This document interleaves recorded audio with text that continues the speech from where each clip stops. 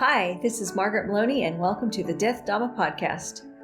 In a series I used to read, occasionally one character would say to the other, "May you live in interesting times." It was understood that this was a curse, where interesting times meant chaos and difficulty.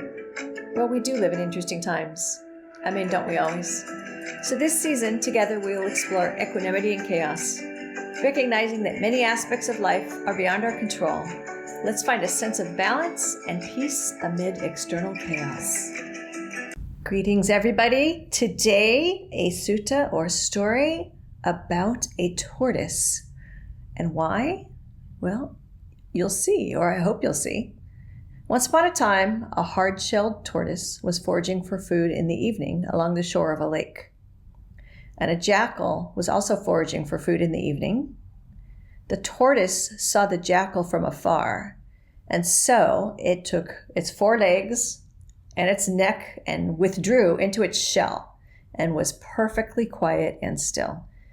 But the jackal had already seen the tortoise, and so it went and then just kind of hovered around it, thinking, as soon as that tortoise stretches out one of its legs or its neck, I'm going to grab it, tear it off, and eat it.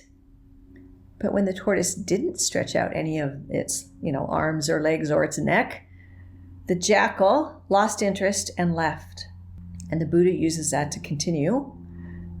And by the way, this is from the Kumma Sutta, which is called the Tortoise. In the same way, monks, Mara. Okay, so Mara, some of you are aware, maybe some of you, this might be new to you. Mara is the tempter. Mara is the one who came when the Buddha was meditating and, reaching enlightenment and tried to tempt him with all kinds of things to get him distracted and off the path. So Mara is tempting us. Okay, so the Buddha says, in the same way, monks, Mara is continually, ceaselessly hovering around you, thinking, perhaps I'll get an opportunity by means of the eye, the ear, the nose, the tongue, the body. Perhaps I'll get an opportunity by means of the intellect. Thus, you should dwell with the doors to your senses well guarded. On seeing a form with the eye, do not grasp at any theme or details, by which if you were to dwell without restraint over the faculty of the eye, evil, unskillful qualities such as greed or distress might assail you. Practice for it restraint. Guard the faculty of the eye. Secure your restraint with regard to the faculty of the eye. Unsurprising to those of you listening, and those of you who have listened before or have spent time in the suttas, this thought is repeated. Same thing about, what you hear with your ear, the aromas you smell with your nose, what you taste with your tongue, and tactile sensations with your body, right?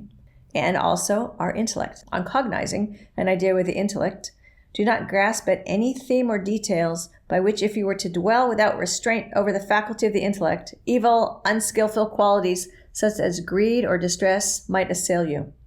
Practice for its restraint. Guard the faculty of the intellect.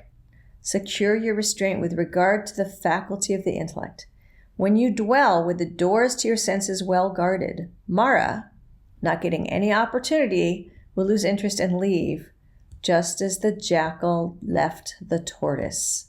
So like a tortoise, with its limbs withdrawn into its shell, so the monk, or you and I also, whether we're not monks or nuns, but so you and I, the thoughts of the heart, not dependent, harming no others, totally unbound, he would berate no one. Why should we be guarding what comes to us, right? What do we see? What do we hear? What do we smell? What do we taste? What do we, sense? Where do we put our bodies and sense things?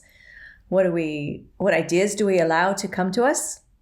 I mean, a first obvious comparison is, social media and the challenges that can come with too much social media, also with any kind of media these days, and being careful with what you're surrounding yourself with. What are you seeing? What are you hearing?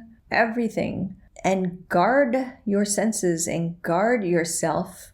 And in this way, the bad stuff, Mara, so if you, evil, will lose interest. And if you don't believe that, there's Mara or somebody or a being that's surrounding you, trying to feed you with evil, just know that when you guard your senses, keep yourself locked down, be aware of what you're consuming.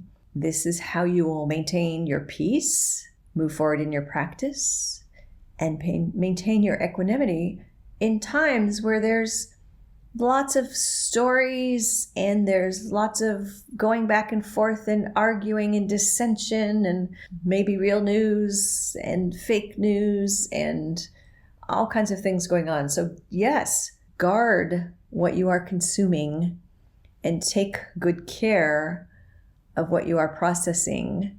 And in that way, you can move forward during times of, if we say of during these interesting times, right? Remember our quote, may you live in interesting times. And we are. During these interesting times, you can take care of yourself. And by taking care of yourself in this way, you can also make a difference. And overall, remember, take care of yourself and your loved ones and protect the unprotected.